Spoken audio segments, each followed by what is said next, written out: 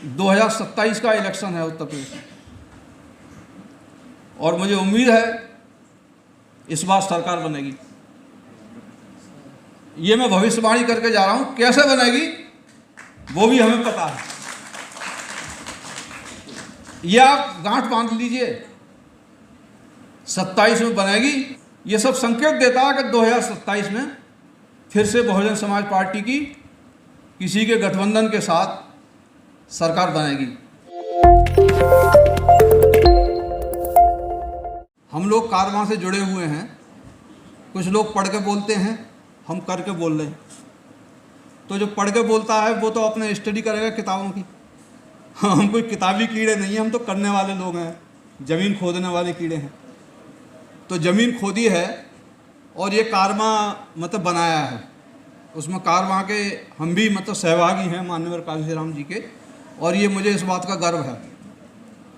हम जहाँ भी गए जीरो से हमने आंदोलन शुरू किया। इलाहाबाद में गए, जीरो था आंदोलन। राम खिलावन जी हंस रहे हैं, बौद्ध जी बैठे हुए हैं, ये सब जानते हैं ना कि कैसे कीड़े हैं हम लोग। जीरो से हीरो बनाया, जहाँ कोई झंडा लगाने वाला नहीं था पार्टी का।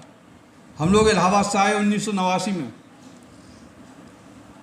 एक भी आदमी, काशीराम जी आ रहे हैं तो 15 आदमी उनकी रैली में, काशीराम जी की रैली हो रही है, हमारे में तो बहुत बैठे हुए हैं, 15 आदमी नोएडा के अंदर। डर के मारा कोई नोएडा अथॉरिटी में जो प्रभारी बना हुआ था वो भी नहीं आया मीटिंग में।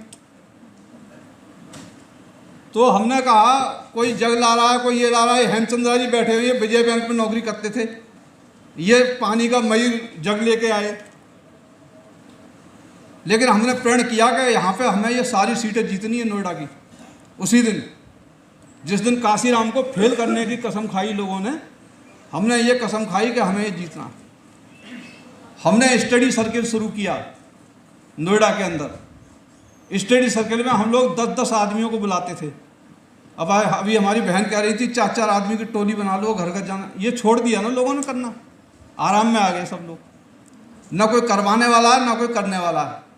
करवाने वाला भी चाहिए और करने वाला भी चाहिए। तो दोनों चीज़ों की मतलब कमजोरी आई है। तो कारवां में मतलब अपने आप ही शिथिल पड़ जाएगा। करने वाले भी हैं लेकिन उनसे करवाने वाला नहीं है, और जो करने चाहते हैं करवाना वाला नहीं है। और कुछ लोग ऐसे हैं जो करना ही नहीं चाहते, जो जानते हैं करना वो करना नहीं चाहते। तो चमकना तो चाहते हैं लेकिन बिना किए चमकना चाहते हैं, जुगनू की तरह से। जैसे जुगनू चमकता है फिर बुझ जाता है, उसका एक मौसम होता है। तो मौसमी कीड़े हैं चमकने वाले। लेकिन जो है स्थायी बनने के लिए आपको कोई ना कोई क्षेत्र चुनना पड़ेगा, टारगेटेड और रिजल्ट ओरिएंटेड वर्क करना पड़ेगा। हम लोगों ने नोएडा को टारगेट बनाया जब हम उधर आए, और नोएडा में जो जीरो से जो झंडा लगाने वाला एक भी व्यक्ति नहीं था, उसमें स्टडी सर्किल के माध्यम से 10-10 आदमी की मीटिंग करके, आज वो इस दुनिया में नहीं है। वो आदमी हमारे राम खिलावन जी हैं, इनके साथ ही काम करते थे। तो उनके घर से मतलब हमने काम शुरू किया। 5 सीटें जीत ली नोएडा की, विधानसभा की, और लोकसभा भी जीत ली। जिस क्षेत्र में झंडा लगाने वाला नहीं था, धैर्य रखा, पेशेंस रखा, अपना काम जारी रखा और जीत ली। अब हमने फिर जो है दिल्ली में टारगेट बनाया। दिल्ली जीरो पे चल रहा था, उन्होंने कहा कि इसको दिल्ली में लगाओ। तो दिल्ली में आए, दिल्ली से हमने टारगेट बनाया कि भाई हमने जीरो से काम शुरू किया है। तो हमने 2003 में ही जो पहला जो काउंसिलर की सीटें होती थी उसको टारगेट बना करके विधानसभा बनाया, और हमने जो है 6% तक वोट परसेंट दिल्ली में उसी समय पहुंचा दिया था, जब मैं उस समय वामसेप का प्रभारी हुआ करता था दिल्ली प्रदेश का। लेकिन कोई प्रभारी होना मेरे लिए बड़ी बात नहीं थी, मैं प्रभारी बनना ही नहीं चाहता था। यहाँ के प्रभारियों ने मुझे ज़बरदस्ती बहन जी से मिलवाया और कहा कि इनको प्रभारी बनाओ। कह रहे मैं इसको तो बहुत पहले जानता हूँ, ये तो मेरे साथ काम गाजियाबाद में करता था जब मैं महासचिव थी। काशीराम जी के साथ भी मैंने काम किया इलाहाबाद से, और जो है बहन जी के साथ भी काम किया, और आज मैं मतलब सुजीत सम्राट जी के साथ भी काम कर रहा हूँ। तो मैं जो है अपने साथ किसी से काम नहीं करवाना चाहता, मैं लोगों के साथ काम करना चाहता हूँ, बढ़ाना चाहता हूँ, बढ़ना नहीं चाहता। नेता वो होता है खुद बढ़ना चाहता है, और अभिभावक जो होता है कि अपने बच्चे को बढ़ाना चाहता है। तो कुछ लोग अभिभावक बनना चाहते हैं, कुछ लोग जो बच्चा बनना चाहते हैं। तो जो अभिभावक है उसको अभिभावक का काम करना चाहिए, और जो बढ़ना है, जिसकी ग्रोथ होनी है, उसको मदद करनी चाहिए उसके बढ़ने में।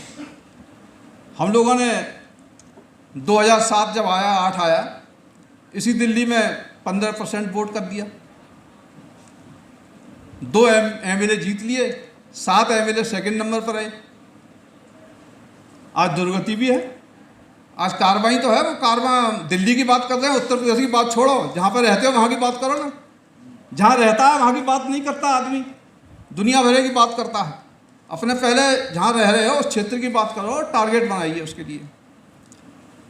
तो हमें मतलब टारगेट तो बनाना पड़ेगा, और किसी नेता के ऊपर सारा दोष मढ़ देते हैं, खुद के ऊपर कोई भी उंगली नहीं उठाता। काशीराम जी ये कहते थे कि भाई मैं किसी को दोष क्यों दूं, मैं अगर एक उंगली किसी के ऊपर उठाता हूं तो 3 उंगली जो मेरी तरफ उठती हैं, कि जितना वो गुनहगार है उससे 3 गुना गुनहगार मैं हूं। डाउन करने में, बढ़ाने में भी मेरा 3 गुना जिम्मेदारी है, तो बढ़ाने में भी मैं उतना ही शरीक हूँगा, तो मेरे को श्रेय भी मिलेगा। कहने का मतलब मेरा ये है कि हमें ये जो हमारा समग्र विकास संघ है, जो 11 वर्ष हो गए इसके लिए, इसमें हर साल मतलब हम लोग इलेक्शन कराते हैं, नए मतलब उनको करते हैं। हमने कहा जब बाम सेफ ख़त्म हो गया तो फिर हमें ये लगा कि बाम सेफ की जगह कोई ऐसा संगठन बनाना चाहिए कि वो जो लोग हैं बिखरे हुए वो जुड़े रहें, इधर उधर नहीं भागें। इसलिए हमने ये समग्र विकास संघ बनाया, जो कि राजनीतिक पार्टी बनाने के लिए नहीं बनाया।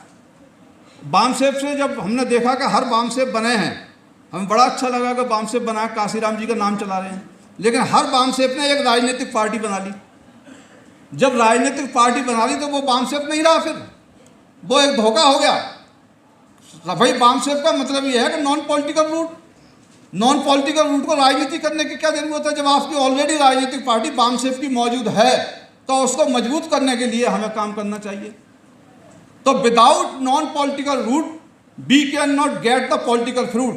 जब तक हमारी गैर राजनीतिक जड़ें मजबूत नहीं होंगी तब तक हम जो है राजनीतिक फल जो है प्राप्त नहीं कर सकते हैं।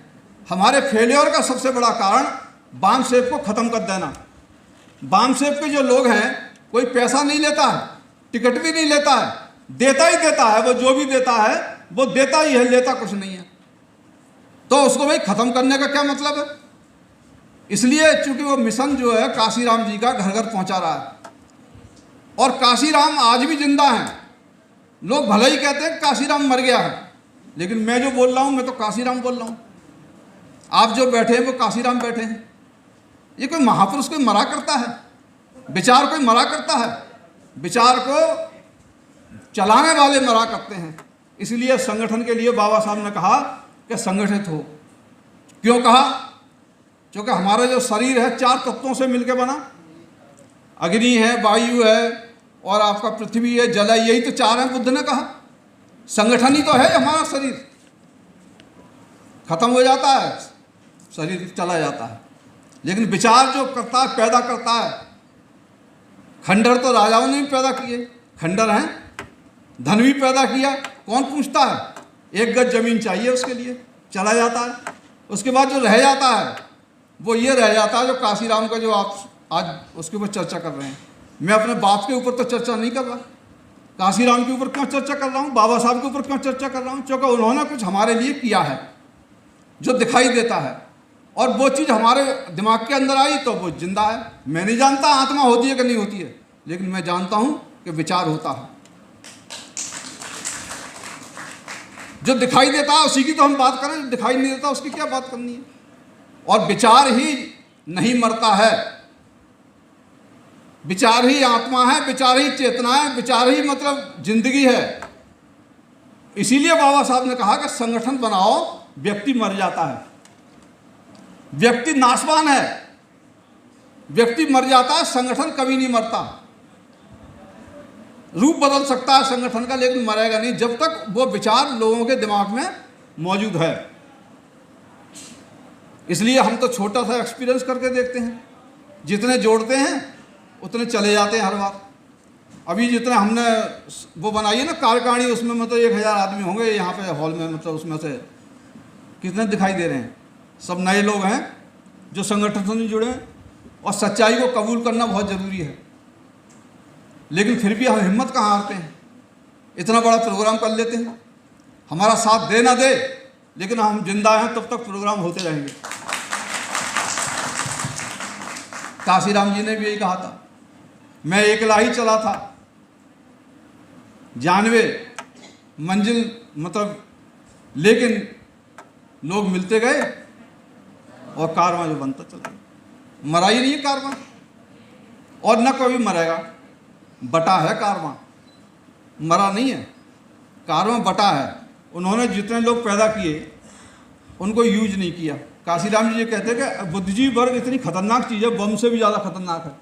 अगर आपने बुद्धिजीवी और ट्रेंड वर्कर पैदा कर दिए और उन ट्रेंड वर्कर को आपने पैदा नहीं किया, तो आप उनकी खुराक नहीं दे रहे, तो वो जो कहीं ना कहीं मतलब जो खतरनाक काम करेगा, उल्टा काम करना शुरू कर देगा सीधे की जगह। क्योंकि वो चुप नहीं बैठ सकता। जिसके दिमाग में आपने कीड़ा डाल दिया ना, राजनीति का डाल दिया, संगठन का डाल दिया, तो वो बिना संगठन बनाए जिंदा नहीं रह सकता। उसकी खुराक है संगठन बनाना। इसलिए जो काशीराम जी ने जितने लोग पैदा किए, उनको हमारे मतलब जो संगठन है वो उनको यूज नहीं किया। यूज नहीं किया तो विस्फोट कर गए। विस्फोट करके बहुत सारे संगठन पैदा हो गए। हर आदमी राजनीतिक पार्टी बना के ही चाहता है कि मैं बहन जी के बराबर पहुंच जाऊं। क्योंकि उनने एक वो दिखाया ना, जलवा दिखाया कि राजनीति में कितना दम होता है। Political power is the master की, जिससे सारे दरवाजे खोले जा सकते हैं। ये बाबा साहब ने बताया, काशीराम ने इस्तेमाल किया। और काशीराम ने इस्तेमाल किया, उत्तर प्रदेश में एक्सपेरिमेंट हो गया, 4 बार मुख्यमंत्री। तो जिस काशीराम के पास घर नहीं था, उसके नाम से आवास योजनाएं चल रही है, सबको मकान मिल रहे हैं। काशीराम के पास खुद घर नहीं, काशीराम के पास खुद परिवार नहीं, लेकिन उसके नाम से जो सत्ता आ गई तो मतलब आवास योजना चल रही है, काशीराम आवास योजना। काशीराम के पास एक कोई जगह नहीं, काशीराम के नाम से जिला बन रहा है। ये त्यागी जी बोल रहे थे, त्यागी जी ने उसी जगह से काशीराम जी के साथ यात्रा चलाई। तो बहन जी ने ये चुना कि भाई काशीराम ने सबसे जो काम जो किया था वो कौन से जिले में किया था। जिले तो बहुत हैं, 70 से ज़्यादा जिले उत्तर प्रदेश में, लेकिन उन्होंने कहा कभी कासगंज में किया था। उन्होंने कासगंज में चैलेंज किया था कांग्रेस के नेताओं ने, हमारे ही बिरादरी के थे, कि काशीराम को कासगंज में घुसने नहीं दिया जाएगा। और फिर कासगंज में ही मतलब उन्होंने काशीराम जिले का नाम जो रखा, कासगंज का काशीराम जिला नाम रखा। तो चैलेंज जो है स्वीकार किया उन्होंने, और आज वो जिले का नाम काशीराम के नाम से है। लेकिन ठीक है, उसको हटा दिया बाद में लोगों ने, कहा कोई नहीं बनने देंगे। तो इसलिए मतलब उनको तो ये प्रण, मैंने वहाँ गया उनकी जयंती में, अम्बेडकर जयंती में, तो मैंने कहा भाई अगर तुमने अपनी माई का दूध पिया तो फिर से जिले को बाहर करवा के दिखाओ। हमने तो, हमारी तो उम्र बीत गई, हमने तो कर लिया, हमने तुम्हें पैदा किया, तुम करके दिखाओ। तुम क्या करोगे? अपने बाप की कमाई खाओगे, तुम भी कुछ करोगे। तो जितने लोग बैठे हैं नई पीढ़ी के, उनको ये प्रेरणा है। हम अभी जिंदा हैं, 71 साल की तो मेरी उम्र हो गई, अभी भी जिंदा है। और अभी मैं समझता हूँ 100 साल तक मुझे जीना, करते रहेंगे। और जब तक दोबारा से केंद्र की सत्ता प्राप्त नहीं करेंगे तब तक करते रहेंगे। उत्तर प्रदेश की सत्ता से कुछ नहीं। और हमें उम्मीद है ये कारवां बढ़ेगा। 2027 का इलेक्शन है उत्तर प्रदेश में, और मुझे उम्मीद है इस बार सरकार बनेगी। ये मैं भविष्यवाणी करके जा रहा हूँ, कैसे बनेगी वो भी हमें पता है। ये आप गांठ बांध लीजिए, 27 में बनेगी। बहन जी के जो नक्शे कदम चल रहे हैं इस समय, जो कार्रवाई कर रही हैं, जो काशीराम जी ने कहा था वैसा करना चाहिए, परिवार से छुटकारा देना, वाम शिव के कैडर को फिर से रीस्टार्ट कर देना, बहुजन प्रेरणा केंद्र के ऊपर फिर से भीड़ उमड़ना कल, ये सब संकेत देता है कि 2027 में फिर से बहुजन समाज पार्टी की किसी के गठबंधन के साथ सरकार बनेगी। जय भीम, जय भारत। और 11वां जो स्थापना दिवस है RSBS का, ये सभी को मुबारक हो। आप सब लोग इससे जुड़ें, हमारे राष्ट्रीय समग्र विकास संघ से। ये कोई हमारे बाप का संगठन नहीं है, हर बार इसके अध्यक्ष बदल जाते हैं, हर बार सदस्य बदल जाते हैं और लंबे समय तक चलेगा और यही वामसेप का काम करेगा और यही 5 उद्देश्यों को इसी बीएसपी की सरकार से केंद्र में लागू करवाएगा। ये हमारी उम्मीद है इस संगठन के लिए, ये वामसेप का काम करेगा। जय भीम, जय भारत, खुदा हाफिज।